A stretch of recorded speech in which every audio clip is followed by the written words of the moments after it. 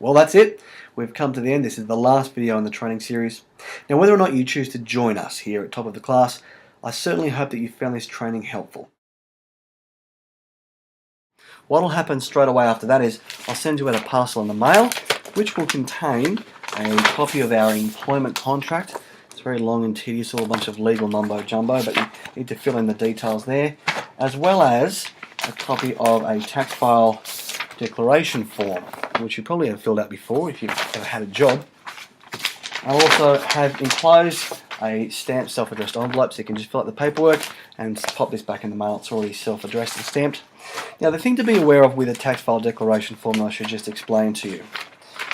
Turn over the page here. If you go to question 8, you can see that there. Here we go. I'll just put a picture of it on the screen for you. Question 8 asks, do you want to claim the tax-free threshold from this payer? Now, technically, if you've already got another job and this will be your second job, you're supposed to tick no to that. Keep in mind, however, that if you do tick no, you'll get taxed at the highest rate. Whereas if you tick yes to question 8, then you'd have to be earning quite a bit before you end up going over the tax-free threshold. Just something to keep in mind.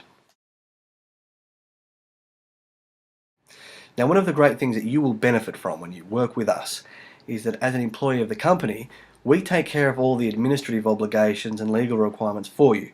We take care of your tax, your superannuation contributions, liability insurance and work cover. It's all taken care of. Now, back when I was starting out, I actually worked for a lot of the other tutoring companies too, and the way that most of them do it is they pay you as a subcontractor because it's cheaper and easier for them.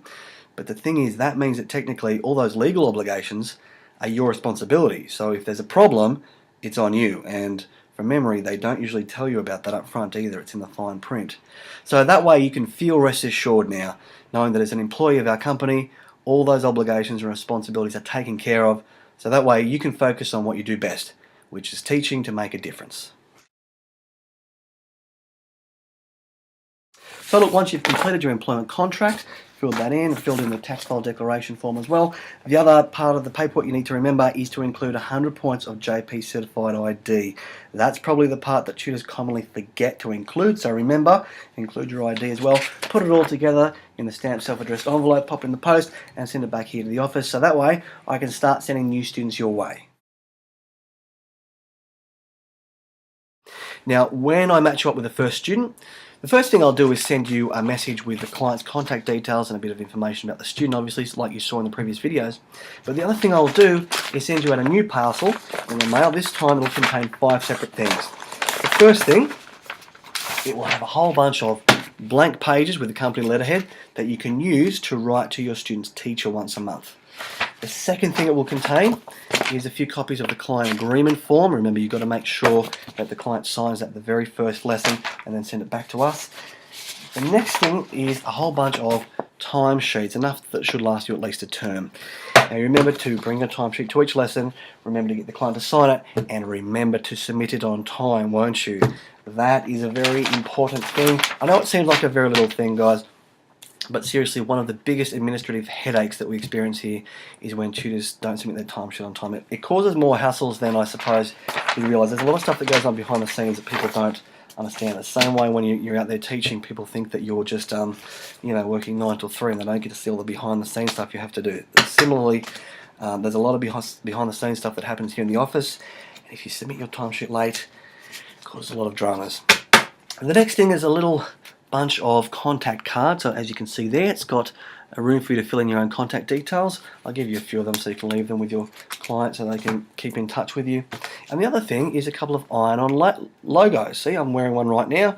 You can attach this to the shirt of your choosing. You just iron it on. You can actually sew it on if you prefer. They recommend that you iron it and maybe sew a little bit, because if you wash it over and over again, apparently it can come off.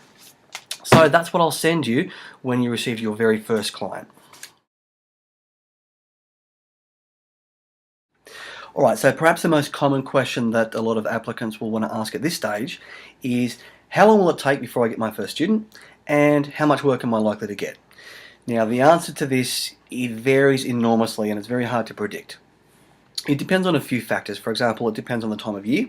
We get certain peak seasons where there's a mad rush to get tutors, for example, just after report cards have come home. It also depends to some extent on what area of Sydney you live, although we get a pretty good demand all over Sydney. It depends very much on your availability. If you're available more days, you're more likely to get more students. If you're only available a few days, you're only going to get a few students. Perhaps more than anything though, it depends on the subjects that you teach and the age range that you teach. You're much more likely to get more students if you're happy to teach kindy all the way through to year 12 than if you want to limit it to only high school or only primary school. Look, I'll give you the best and the worst case example that we've experienced so far.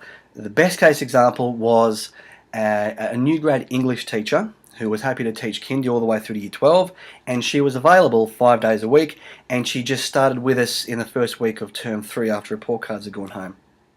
By the time she got her paperwork back here to the office, I had 5 new clients lined up for her in her very first week to start. That was probably the best case scenario.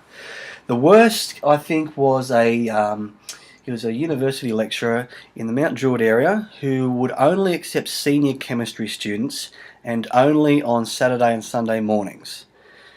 So, I mean, that was very restrictive. I think that was about 2 or 3 months ago that he's had his interview, and I still haven't been able to provide him with any students at all. If I had to give a rough average, I'd say the average time it takes to get a new student is about maybe 2 to 4 weeks from the time you get your paperwork back. And the average students, maybe 2 to 4 per term, new students. I'd say usually by about after 2 terms, most of our tutors get to the point where they gradually accumulate enough students so that they get booked out. Usually after 2 terms, you'd be completely booked out and can't take on any more. Actually, if you'd like to know a little trick that can increase that rate, I've noticed that probably the thing that increases that rate more than anything else is whether or not the tutor provides me with a really good photo of themselves. I guess as they say, a picture tells 1,000 words. Well, what happens is when the parents ring here to inquire about a tutor, I email them through a profile about you that I create, which is kind of like a blurb about you based on your resume and any personal background, professional information that you give me about yourself. And then the parents decide whether or not they'd like to take you on as a tutor.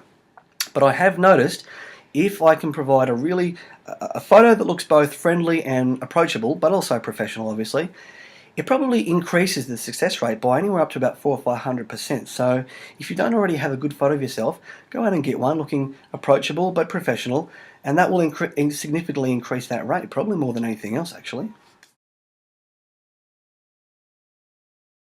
Now, in terms of pay, you don't need to worry about collecting money off the clients at all. We take care of all that electronically. Now, assuming that you submit your timesheet on time each Sunday night, which you will, of course, we process all the payroll on Monday morning. So you'll receive an email each Monday morning with your pay slip. We'll deposit funds into your account each Monday, so you should receive it on either the Monday or the Tuesday, depending on who you bank with. In terms of superannuation, if you've got a particular super fund you'd like us to make contributions to, just fill that in the employment contract. Okay, so one of the most convenient things about this training course is if you ever need to double check anything, you can just come back to this page. You know, it's all here. You can just watch it through again if there's ever anything you're uncertain about. If, however, you want to contact me about anything at all, please don't ever hesitate to do so.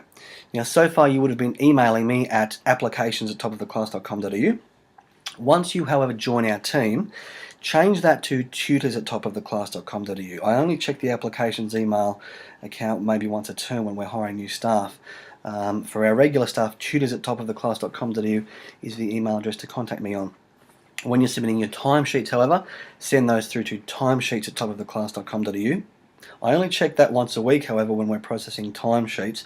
So if you've got a query and you send it through to that email address, expect at least a week before you get a reply. So if you want a fast reply, tutors@topoftheclass.com.au is the best way to contact me. If it's urgent, however, the best way to contact me, the way that you'll get through fastest, is on my mobile. Don't call the office number, it rings off the hook all the time. I've had to turn it off while I do these training videos because it rings non-stop. Contact me on my mobile anytime. I generally am working between 6 AM and midnight, so 7 days a week you can call me anytime. Well, that's it. We've come to the end. So hopefully this all makes a lot more sense to you now. And I hope that you're feeling excited and looking forward to joining our team here at Top of the Class too. I'd just like to leave you with one little thing to keep in mind. Now, so far, a lot of the things that we've looked at, I guess you could describe as little things. You know, spending 30 seconds before each lesson to touch base with the client, spending a minute or so to prepare yourself mentally before each lesson, spending a couple of minutes at the end of each lesson to communicate feedback, and a couple of minutes at the end of each month to write to the teacher, a few minutes at the end of each term to write progress reports. In the bigger scheme of things, all these little things are, I guess, well, little things. But the thing that I would urge you to keep in mind is this. Big changes are usually just a consistent accumulation of little changes altogether. Making a big impact, therefore, usually requires putting all the little things together as well. In fact, big problems are usually a case where a whole bunch of little problems have gone overlooked. So the point is, never overlook the little things, because it's when all the little things are put together, that's when we help to make the biggest difference. I look forward to hearing from you. Speak to you soon.